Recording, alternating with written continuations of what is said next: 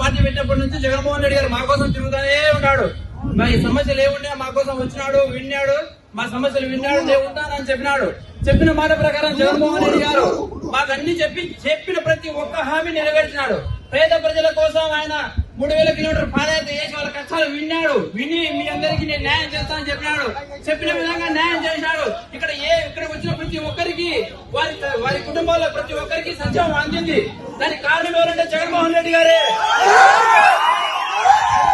అవి మీరు వ్యక్తిగతంగా ఉన్నాయి, కానీ మీరు ఈ రోజు తెలంగాణలో కూడా చెప్పారు, నేను తెలంగాణలో ఉంటాను, మీకోసం ఉంటాను, పోటీ చేస్తానని చెప్పారు.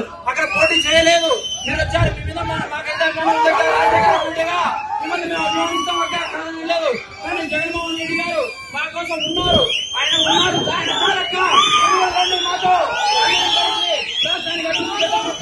తప్పకుండా మీరందరూ మాతో కలిసినట్టు